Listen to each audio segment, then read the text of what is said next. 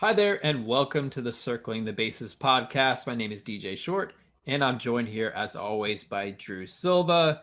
This is our latest position preview episode for the 2021 season. We've covered all the infield positions and outfielders so far, so you can go back in our archives to check those out. You can also search Circling the Bases on YouTube if you're watching these.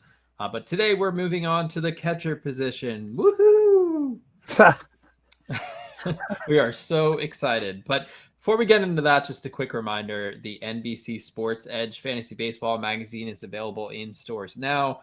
We also have our online guide, which will give you everything you need to get ready for your draft. It's being constantly updated throughout spring training to get you prepared for your drafts, whether it's in early March or late March, just really everything you need. Tons of good stuff on the way as well, regardless of which format you play. So you can go to NBCSportsEdge.com/MLB draft guide to get started there.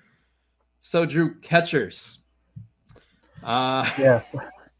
The redheaded stepchild of our fantasy rosters. I don't know. Sometimes I'm like, they get too much disrespect. There's actually some interesting catchers this year. I don't feel like there's no hope at the position, but I also feel like if you play in like a deep league, like, it's nice to have a good catcher, but it's hardly the end of the world. Like, if you have a league that has like 5 outfielders, multiple utility spots, like you're talking about one spot, a catcher. So sometimes we put too much thought into it. Yeah, I would say it's not as shallow as in some previous years. There's good young players that have emerged at the position, and some others have sort of reemerged, but for the most part, the offensive profiles here are only intriguing in the context of this set of rankings, like not as intriguing when you put them up against any other position, which is an obvious point. You have to grab one eventually, or maybe two if you're doing the 2-catcher thing. This year, I'm probably mostly settling for a later option in my real, like, standard redraft leagues, but we'll kind of talk through it as we go. Yeah, I mean, unless you're getting like an elite option at the top, like I think you'll do fine waiting. There's enough upside late, or at least respectable numbers late, that you don't have to go out of your way. And this isn't revolutionary thinking. You can also stream catchers in like a 12-team league, 1-catcher league. Why not? Yeah, absolutely. So I'll read my top 12 and we'll take it from there. I have JT Realmuto, number 1, not a surprise. 2, Salvador Perez. 3, Will Smith. 4, Wilson Contreras. 5, Travis d'Arnaud. 6, Yasmani Grandal. 7, Christian Vazquez. 8, Sean Murphy. 9, Gary Sanchez. 10, James McCann. 11, Mitch Garver. And 12, Austin Nola. We basically have the same top 12, just in a little different spots towards the middle and bottom. Okay. Yeah, let's start at the top. We can make this a brisk episode. Let's do it.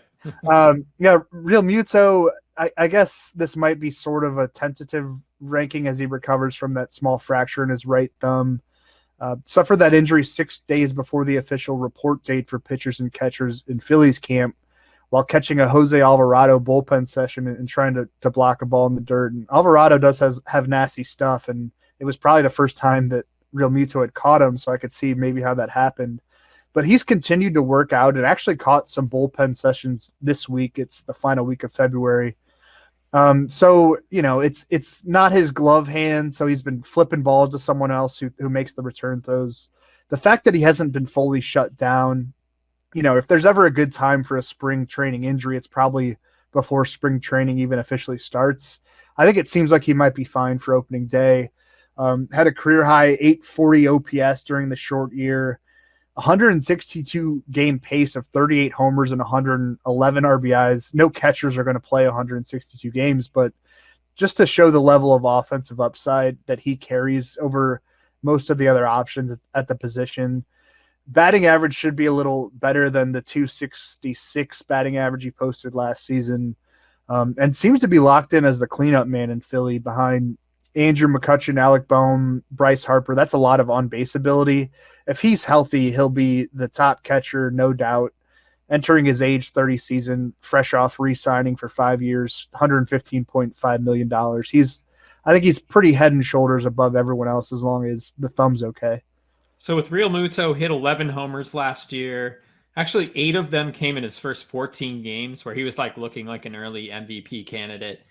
So while he faded from there, it doesn't really change his status as the top fantasy catcher. He's been that way for the last 3 years, Yeah. I'd say, if I had to guess. Just very consistent in terms of power at this point. And originally, we weren't really sure how much power he'd show, but he certainly arrived as being a consistent source of power there, and remains in a hitter friendly ballpark there, at least for homers in Philadelphia. And we always talk about the speed.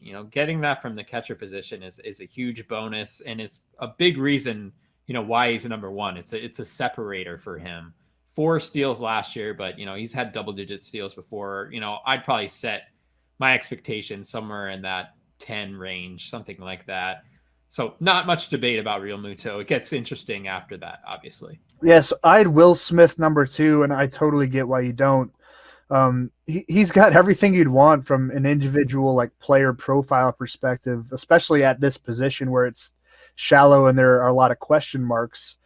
Through his first 91 major league games, a 937 OPS and 23 home runs, tons of red across his StatCast page, red being a good thing in this instance, 88th percentile in hard hit percentage, 95th percentile in expected weighted on-base average, 90th percentile in expected slug, whiff rate and walk rate both close to elite, both improved from his rookie year in 2019. But the big hole to poke here is that the Dodgers seem to view Smith and Austin Barnes in kind of a 1A, 1B situation behind the plate. They've come out and said that already this year in camp, even though Barnes isn't in the same stratosphere as Smith when it comes to offensive production. I guess my hope would be that the Padres being good already and suddenly getting a whole lot better this winter will sort of force the Dodgers' hand to play their most effective catcher on most days, but that's kind of just a hope. Yeah, I mean, and the other thing you could say is like maybe Smith will put up enough in like 120 games to be worth what another, or more valuable than what a catcher would be catching 140 games. You know what I mean? Like he's still going to do enough in that window. But maybe you could say you need a second catcher if you're going to take Will Smith, or you don't need it. I don't know. Like he's going to produce just fine, but he's just not going to be in there every day. And maybe that's annoying. I don't really know, but when he's in there, he's going to be elite. Yeah. I mean, I like the idea of tandem catchers, but it depends on what your league. Are you going to really waste a roster spot on another catcher? Yeah.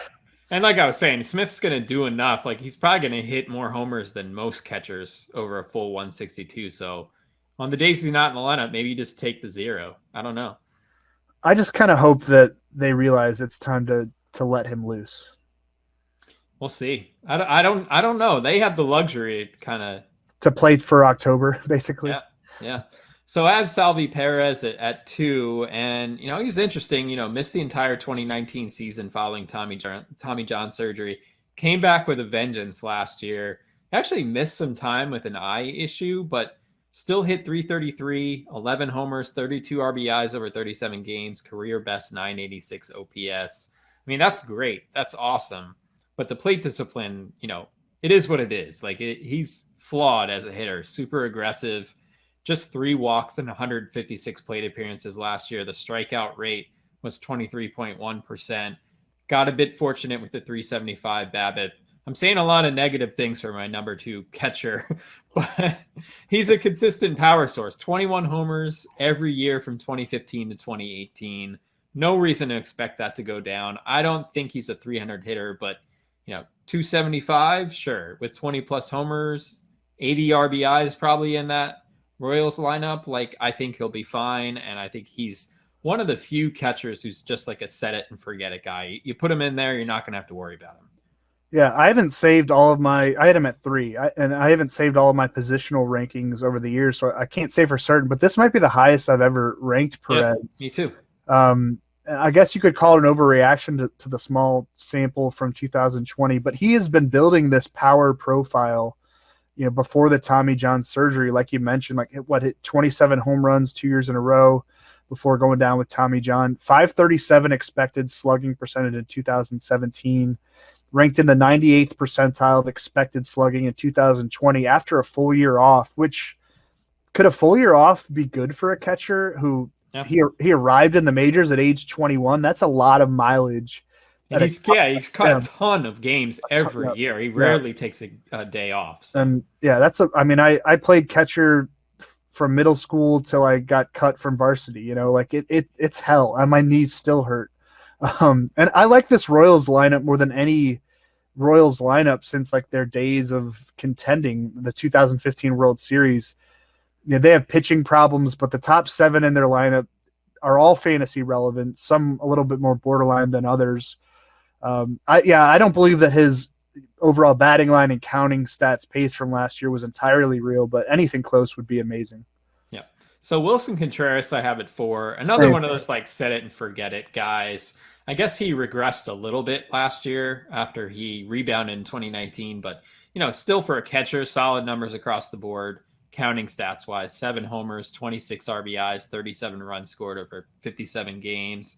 Tons of volume there as the catcher, starting catcher with the Cubs. Victor Caratini sent to the Padres. I think Contreras is just going to play a ton.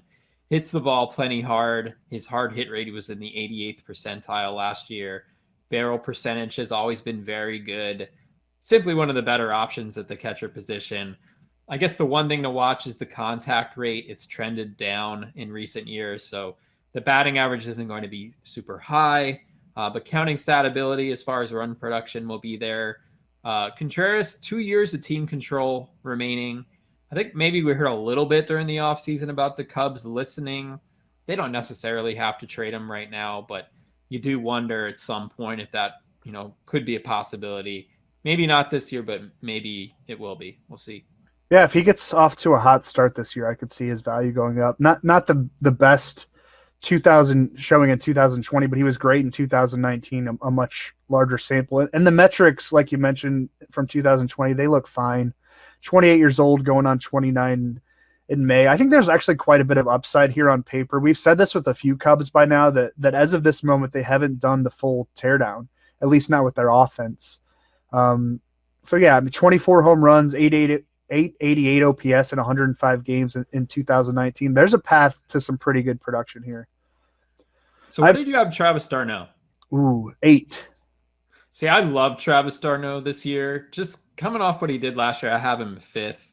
Of course, he really turned his career around during his time with the Rays, got that 2-year, $16 million contract, and just went off with the Braves last year, looked better than ever. Hit 321 with 9 homers and 34 RBIs. Had a 919 OPS over 44 games. Had that huge NLDS against the Marlins as well. Looked like the best hitter in the Braves lineup during that series. And the metrics really backed up what he did last year. His hard hit percentage was the 2nd highest in the majors among players with at least 100 batted ball events. Only Fernando Tatis Jr. was higher, which is like pretty shocking. 98th percentile in average exit velocity. XBA backed him up at 304 as well, so you can't poke holes in what he did last year. I think the thing that you can poke holes in is the injury history with d'Arnaud. And sort of like a shortened season, 50 games last year, that's perfect for d'Arnaud because you can't count on him to stay healthy for a full 162. He's not going to be that guy. So I think there are real questions about the durability over a full season. So I'm a little worried about that, but I love the Braves lineup. What he did last year, you can't fake that as far as the hard contact that he made. So I think he's arrived as like a top fantasy catcher, but with a little more questions than some of the guys ahead of him. Yeah, I'm trying not to overreact to 2020 numbers. He had a 246 career batting average and 1,860 major league plate appearances before hitting 321 last year. So I'm going to go ahead and say that that's not sustainable, a 321 average. And I think the home run upside is probably low 20s, which is fine for a catcher. And Braves manager Brian Snitker does like to bat him 3rd and 4th. And we've talked about the top of that lineup is awesome. So, yeah, I'm tempted here. I'm trying to be reasonable that what we saw last season, he's shown flashes here and there, was a top prospect at one point, as you well know. And the health being good in Tampa Bay in 2019 is encouraging. and maybe just spending time in that Rays organization. They seem to unlock something in all types of players. Well, he came back from the Tommy John surgery, and he's kind of been a different hitter since then. So maybe that was just like something that had bothered him for a long time. Like, who really knows? But I do think he's found, it's sort of what his pedigree was supposed to be. Like, we thought he was going to be this fantasy relevant catcher for a long time. Just hadn't really put it together consistently. This could be his time, but I do worry about him catching maybe 120, 130 games. I think it could take its toll. I had Yasmani Grandal fifth. His first year with the White Sox was somewhat of a disappointment. His OPS fell from 848 in 2019 to 773 in 2020. But he finished on a 162 game pace, which is stupid to cite for catchers, but 29 homers and 96 RBIs, which would have both been career highs. Again, no catcher in this modern era of Major League Baseball is ever going to play 162 games, but you kind of get the point that the power was still there. And if the season had stretched on longer than 60 games, I think the rate stats likely would have improved. He ranked in 75th percentile among all MLB hitters in hard hit percentage, 76th percentile in average exit velocity. He was 92nd percentile in walk rate. I think he's a really smart player. You see that with the framing metrics, his defense. No longer has to battle for playing time with James McCann, who went out and got a 4-year, $40 million deal from the Mets in free agency. Grandal's backup, on the south side of Chicago as it stands right now would be Zach Collins, who is a career 167 hitter. The counting stats upside look really promising for Grandal, surrounded by Tim Anderson, Jose Abreu, Yohan Moncada, Luis Robert, Eloy Jimenez, Nick Madrigal, Adam Eaton, possibly Andrew Vaughn. He might make the opening day roster or be up pretty soon. I think Grandal's coming at a bit of a discount. I kind of like him as my fifth catcher. So the strikeout rate was up a little bit last year, career high 29.9%. Contact rate was a career low, but again, it was a small sample. You're not banking on him for batting average anyway. You're going to get the power. You're going to get the on-base ability in a really good lineup. So I think I put him sixth, but I think at this point, after six, there's a drop-off here at the catcher position, at least as far as just like could go in any number of directions. Yeah, there's just red flags everywhere. I had Gary Sanchez sixth, and I don't feel great about it. But the Yankees have made a commitment to him. They could have gotten away with non-tendering him. I don't think their fan base would have been that upset. I would have been surprised if they had done that. But, man, he's got the best raw power at the position and potentially one of the better offenses in the league if his health holds up, or if all of their health collectively holds up. Might get some time at DH if Stanton gets hurt, which if it's probably when. Sanchez is never going to be a good defensive catcher, but he's 28 years old with, I think, a potential long-term future at DH, especially with that rule likely expanding to the NL in the near future. We're talking about 2021 here, though. And through all the struggles last year, 89th percentile among all MLB hitters in exit velocity. He's been in that range or better for much of his career. 97th in barrel percentage last year. It's a small sample. Barrel percentage works better over a larger sample, of course. But I think he can actually be better than what he's been, and he's been pretty good at times. He just probably shouldn't play catcher anymore. And I wouldn't be surprised if he slides into that DH role whenever Stanton goes down this year. And I wouldn't be surprised if he signs with an NL team next year and becomes like just a long-term everyday DH at age 29. So Sanchez has a 200 batting average over his last 244 games. His strikeout rate soared to 36% last year. And given that he's not a strong defensive catcher, like, you wonder how long the leash might be if the contact issues continue. There's no question. Like, when he makes contact, he just hits bombs and rockets. That's what Gary Sanchez does. But I do worry that this is like, at this point, it's a trend. It's a sustained thing. I agree. And it's certainly like power upside. There's nobody better. I think you already said that at the catcher position than Gary Sanchez. Raw power, he's number one. But I do have some real concerns at this point. I think the concerns are justified. I had Sean Murphy at number 7. Where did you have him? I had Sean Murphy 8, and I had Christian Vazquez at 7. So. So, yeah, I mean, Murphy suffered a collapsed lung before camp and needed 2 surgeries. Like, one, they inserted a tube. The other one was like to repair some wall of his lung. I mean, the prognosis actually sounds much better than like what I just said. He's in camp now. Wasn't even a week late, and it sounds like he'll be ready for opening day. It's maybe too early to make that call. There is some uncertainty, so keep it locked on the NBC Sports EDGE player news page for any updates. He's been really good in limited major league action so far. And remember, he had that knee injury in early 2019 that delayed his arrival for a couple of months. Strong numbers in the upper minors, great batted ball data in the majors so far. Part of a pretty good A's lineup. I feel like looking at the A's lineup as we've been doing research for this, I don't know if it actually is that good. But he's going to be a big part of it, could get a very favorable spot in it. And I think if that lung is okay, if his health cooperates, he should play a lot, which is a factor at the catcher position that we've been talking about. But saying if his health cooperates, he should play a lot is like famous last words in fantasy sports in general. Right. 11 homers and an 846 OPS through 200 plate appearances in the majors so far. So that's really promising. He's one of those guys that, if things work out for him, obviously his health is the most important thing. But, if he's on the field this year, he's someone who can make a huge leap. I think he's certainly capable of doing that. But for now, we'll just have to kind of wait and see. And I think by the time most of you guys will draft in March, we'll have a better idea of how things are going for him.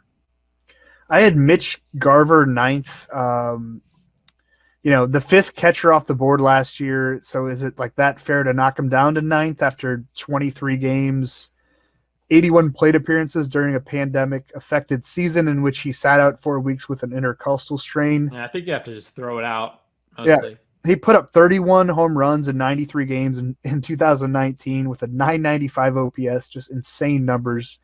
And he did, hit the ball hard last year when he was at the plate, which wasn't often. But an issue here is that he might have got like kind of Wally pipped during that lost year by another guy who's on my rankings, but more toward the bottom of the top 25. That's Ryan Jeffers. Yeah, I have Jeffers, I think, 25th.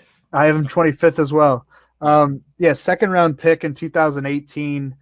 Big college career at UNC Wilmington. Fast riser for a college catcher, 23 years old. You can't completely give up on Garver. That's why I have him within my top 10 after what he did in 2019 with the metrics to back it up. We were talking about maybe tandeming catchers. Maybe you tandem Garver and Jeffers in a deeper format that allows daily lineup changes. Yeah. But again, then you're using 2 spots on the catcher position, which probably isn't advisable. Right. So Garver, when he did have that 31 homer season, that was just 359 plate appearances. He was sharing playing time then. So he's capable of making an impact, even as not like a everyday kind of guy. So to me, I throw out a lot of it. I still put Garver 11th because I think there are some questions about the playing time if he does come out and he struggles, at the start of this season. I put Christian Vazquez 7th. Just because he did kind of back up what he did in 2019. He did it a little differently though, like kind of like baseball card kind of numbers are the same. I mean, he hit 283 with 7 homers and 23 RBIs over 47 games, 114 OPS plus compared to 103 OPS plus in 2019. Patience was better than ever before. Saw the strikeout rate increase a little bit, had a 341 BABIP. And that's where my questions come in. XBA was at 224. So, who is he really, I guess is the question here. I think we were expecting last season he would regress. It didn't quite happen, but some of that was just like small sample noise with that BABIP. Maybe that's going to go down. But I do like the situation. I like the lineup. I like the home ballpark. I think that might help him a little bit to not completely collapse. I don't think he's a 0, but I think, he deserves to be a top 12 catcher, but there are more questions with him than a lot of these other guys. Yeah, I had him at 11th. The batted ball data doesn't scream elite offense, but he's improved there, and he's carried over some of what he did during his breakout 2019. he's going to be behind the plate most days for the Red Sox with the difference he makes defensively just overall. So he's not the worst guy to end up with as your starter in a 12-team standard league. You're going to get at bats and you're going to get fine production if you just want to wait the position out. I think he's a fine dude to wind up with. It's odd looking back that he signed for what he did in 2018, 3 years, $13.5 million. With a $7 million option for 2022. That was coming off a bad year, and now he's like kind of rounded in to one of the better or most reliable, at least, overall catchers in the game when you factor in the defense. Yeah, he could have gotten a James McCann deal. Sure, yeah, I totally agree. I think he would have done really well for himself coming off these last 2 seasons had he hit free agency now. But he sold his arbitration years and I think a year of free agency plus that option. So where did you have McCann, by the way? I had him 10th. Okay, me too. Yeah. I think he's sort of evolved as a hitter. You look at the last 2 years, 149 games in that time, hitting 276, 25 homers, 75 RBIs. That's really, really good. And I think there's something behind this that is legitimate. He's actually made changes with his batting stance and his pre-swing setup. And so I think there's something here. I think maybe you worry about him over a full season, maybe being a little bit overexposed, maybe being fatigued. He wasn't necessarily like a regular full-time everyday guy, which is what the Mets will count on him as being. Tomas Nido is the backup. I don't think you want Nido playing a ton. So we'll see how that falls. But like during this time, McCann's had increases in average exit velocity, hard hit percentage. I really like that Mets lineup. It's deep. It's good. So I think he's going to do fine. I don't think you're expecting elite numbers, but maybe he'll surprise you. Yeah, he's made improvements. Like I think tangible improvements. We're talking about small sample size, like 111 plate appearances last year, but he was great. And he built off a really good offensive year in 2019. And I think that makes you feel better, DJ, about the Mets handing him that 4-year, $40 million deal. I don't know that everybody loved that contract. It was more about the length than the dollars. Yeah. But I think it could be perfectly fine. You mentioned combining the number of the last 2 seasons, 25 homers, 808 OPS, 276 average in 149 games. He's above average defensively. And if what he did last year, as far as framing, which it's such a small sample, it's probably stupid to look at, but he was one of the better framers in the game over a short sample. So if he can carry that over with that Mets pitching staff, I think overall it's going to be a really good deal for the Mets. And I think they're going to try to play him a lot. And we haven't seen how he'll hold up, and I guess we'll find out. I didn't really know a lot about James McCann. I followed his career, but I never really heard him talk very much, during his career. But since joining the Mets, I've, heard interviews and stuff, and he's super intelligent about the game and working with pitchers and analyzing stuff, and I've been really, really impressed. He seems like a kind of person that will look for ways to improve. So for me, I'm buying in on the offensive improvements. Yeah. IQ is underrated, man, when you analyze players. So I had Jorge Alfaro 12 and Austin Nola 13. You had Nola 12, I believe. Yeah, Nola 12th, and I had Alfaro 13th. So. Wow. All right. I'll start with Alfaro. I still believe that there's something here. I wouldn't want to count on him as my number one and only option on a fantasy roster, but the exit velocity, the sprint speed, he was top 10% in the league in sprint speed, not just for catchers, for all players. You wouldn't think that by looking at him, but he's sneaky fast. And that was in 2019, so that's a big sample. And we talked about players who contracted COVID-19 showing fatigue. You look at the data. He dropped to 79th percentile in sprint speed last year after testing positive just before opening day. Didn't make his 2020 season debut until August 21. Never got it going offensively. But Marlins manager Don Mattingly has spoken highly of his physical conditioning league into camp this spring, which is a spring training cliche, but when a guy had COVID and played it as poorly as Alfaro did, I think it's relevant. He's the 25th catcher off the board in the average Yahoo draft right now. But, ADPs are all over the place in this range of catcher. Just It's people throwing darts. You go on a catcher run, like, your league goes on a catcher run and you don't want to be left without a good one. So you decide to take your next turn and make it a catcher.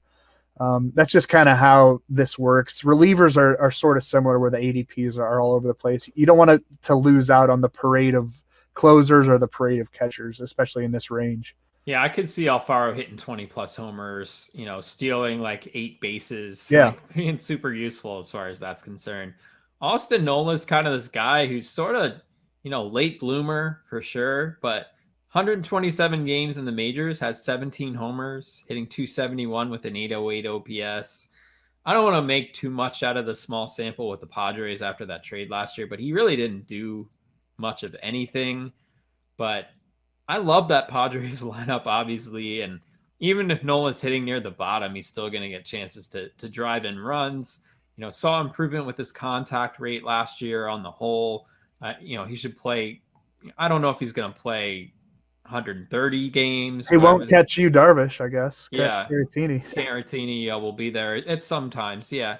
But I still think Nola's going to play quite a bit. Yeah. And, as part of that lineup and what he's shown so far in the majors, he's proven it.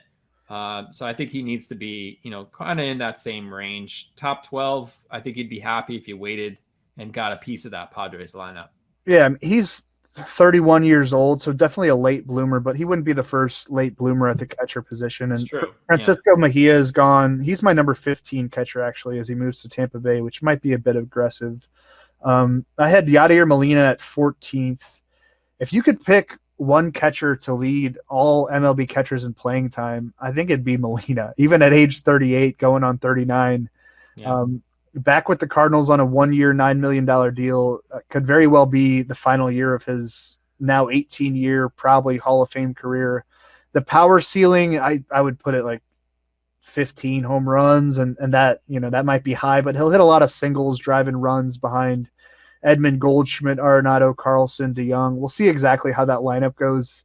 Yachty batted 5th down the stretch and into the postseason last year. I'm pretty sure he actually sets the Cardinals lineup, not Mike Schilt.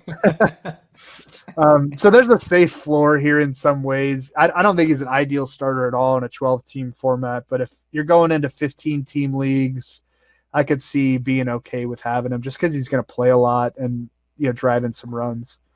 Before we continue, just a quick note that if you want to get our online draft guide or any of our premium products, here is a special offer. You can use our promo code BASES10 for 10% off any premium subscription for NBC Sports Edge Plus. Can be either monthly or annual, and for any tier. And not only do you get access to our draft guide, but you also get season tools for the NBA and NHL, which are in season right now. So it's a great value and can help you if you just play baseball or if you have your hand in all sports. So remember, it's promo code BASES10, and you can go to NBCSportsEdge.com/MLB draft guide to get started. So you're just mentioning Molina here, and I kind of have him in the same area as Buster Posey and Wilson Ramos, kind of guys that I think will play quite a bit. Not going to really be standouts necessarily, but kind of reliable old veterans. And with Posey, we were talking about, is a year off like beneficial for a catcher, with Salvador Perez. Yeah. What about Posey, opting out of the 2020 season, had the newly adopted twin baby girls, health concerns there. So ended up opting out of the shortened season. I think a year off could be really good for his body, for somebody who's taken a beating behind the plate for so long. And we like the Giants lineup, I think a lot better to at least a little better. And you're right. If we're going to go with that narrative that a year off is good for a catcher, I'm into it. 12 home runs over his last 219 games, but Oracle Park is playing a lot more homer friendly. I think maybe there's an okay floor there. I don't see the ceiling being super high, but yeah, me neither. And you're right about Ramos too. I had him 22nd, but he's going to play a lot, and there could be something left in the tank, at least from an offensive perspective. Francisco Mejia, who I had at 15th, I think that's probably aggressive, but I pay close attention when the Rays want somebody, and they probably could have gone with another prospect instead of Mejia as part of that return for Blake Snell. it's been a struggle so far. Like his numbers are not good, but the upper minor league numbers are still super intriguing, and he's only 25 years old. So I'd be careful to label him a bust just yet. Maybe he goes to Tampa Bay and unlocks something. It's probably going to be a timeshare with Mike Zunino. But does Mejia maybe get some work at DH? He's a switch hitter, I think, which helps the cause to get into that dynamic, always changing Rays lineup. If he gets off to a good start, I think there'll be a path there for him to get some playing time. So I think the Diamondbacks catcher situation is pretty fascinating. Carson Kelly had a really disappointing year last year, and that was after 2019, 18 homers, 826 OPS, and really good defensively as well, and then fell apart last year. Pretty terrible between July and August. Before September, he was a little bit better, 4 homers, 12 RBIs. But on the whole, didn't hit the ball nearly as hard, wasn't nearly as patient as he was in 2019. So kind of the question is, who's the real Carson Kelly? I'm inclined to think 2019 is. But there's also the threat of Dalton Varsho, who's versatile enough that he could play the outfield too. But if Kelly struggles out of the gate, we could see some more Varsho behind the plate. So I don't know which way this is going to go, but I wouldn't give up on Kelly entirely. Yeah, I don't really get the Varsho hype. I mean, he's an interesting, unique prospect at this position, given the speed. 47 steals in 241 minor league games, 21 steals in 108 games at the AA level in 2019 with a 301 average and 899 OPS. I get all that. I get the offensive profile. It all screams big-time fantasy upside, but we're talking about standard redraft leagues, and is he even going to make the opening day roster? I don't think it's assured, especially because the Diamondbacks signed Asdrubal Cabrera, probably pushing Ketel Marte to center field, which is where some people thought Varsho could play. So if he's not going to be a regular in that outfield, they have Cole Calhoun, David Peralta there. Where is he going to play? And they also, they owe some money to Stephen Vogt, to be the backup to Carson Kelly. And they're not going to be competitive in the NL West. So I think they're going to put him back in the minors for a bit because, he hasn't had any AAA experience.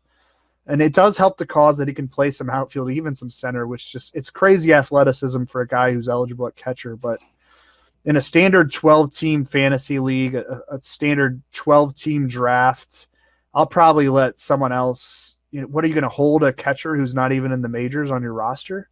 Right. I get the long-term profile there, and hopefully he can, or he does stick at the catcher position, or at least has eligibility there. But I'm pretty much out for this year, at least at the start of the year. I can't imagine drafting him high or really even drafting him at all. Maybe I'll draft him late and hope he makes the opening day roster, but I don't think he's going to. Yeah, I have Varsho 20. I have Alejandro Kirk at 21, and those are just the guys that I'm if they get a shot, they could do something, but I'm not going to bank on them at the start of the year. Yep. Who else do I have up here? We've gone through a lot of Tom Murphy. I had at 20, missed all of 2020 after fracturing his left foot during summer camp or spring training 2.0. Had a really good 2019, 858 OPS, 18 home runs in 75 games. But I don't know, a career 710 OPS before that. That was while taking half his at-bats at Coors Field too. Now with the Mariners, turns 30 years old in early April. I'm not really sold. He wouldn't be the worst second catcher maybe in a 2-catcher league, but I also think he's going to share some time in Seattle with Luis Torrens, who was acquired last summer from the Padres in that Austin Nola trade. So that hits the ball hard. Yeah. Torrens. Yep. I think actually Torrens, from prospect evaluators that I respect, they really like him long term. So I don't know. Murphy might have gotten jumped there after he fractured his foot. Elias Diaz, probably the new primary catcher in Colorado, so just naturally some interest. Flashed decent power at times with the Pirates, but I would say the jury is still out on him. And then just rounding out my top 25, Wilson Ramos, Yan Gomes, and Ryan Jeffers at 25. I had Pedro Severino at 24, and he's kind of a placeholder for, and I'm repping my home state of Maryland here. For Adley Rutschman, the top prospect catcher of the Orioles, And I don't want you to think I'm drinking again, Drew. I'm not going to say he's coming up in April. But do you think we see him this year? Yeah. Yeah. Well, the thing about the Torkelson comment, we don't need to get in. We're trying to keep these podcasts evergreen. I swear you said he would be up early in the season. I don't even know what I said. Yeah. I'm going to have to go back and listen to it. Did you hear what happened with Torkelson this week? Yeah, he was like trying to open a can with a makeshift can opener. What does that even mean? I don't know. I think he had like a Swiss Army knife or something. Yeah, I've done that too. Living the bachelor life, sometimes you don't have a can opener. Right. But he's be okay. It's just a little cut on his hand. But Adley Rutschman, I don't know. With the Orioles, like, why would they're so into tanking? Why would they start the clock? It took them forever to even bring up Ryan Mountcastle, who probably should have been up like a year before he was. So I don't know. I think it would be really awesome, but I have my doubts. Is he part of their 75-man spring training roster? I would imagine so, but I would too. But I feel like we haven't heard anything about that. I don't know. I'm not sure, but I think it could happen, but it's not one of those things I'm going to bank on. But whenever he does come up, switch hitting catcher, excellent plate discipline, probably, 20 plus homer power in Camden Yards, someone to be legitimately excited about. I know there was like, when Matt Wieters came up, there was like the Matt Wieters facts, and he was going to be like the savior for the franchise, and it didn't really work out. Another switch hitting catcher. But, from all accounts, like, he's the real deal, and I'm super excited about seeing him in the majors at some point. Yeah, me too. Did we cover everyone? All that's worth talking about, I think. Okay. So yeah, that does complete our catcher episode here, previewing the 2021 season. So later this week, we will get into pitchers. We will talk about starting pitchers, and then we will talk about relievers. So stay tuned for that. Again, you can go back in our archives to hear everything we've talked about so far during this series. So definitely check that out. And if you like what you're hearing with this show, make sure to subscribe to this show, Circling the Bases. Also rate and review if you don't mind. We definitely would appreciate that. Follow us on Twitter if you don't already. I'm at DJ Short. Drew is at Drew Silva. Take care, and we'll see you next time.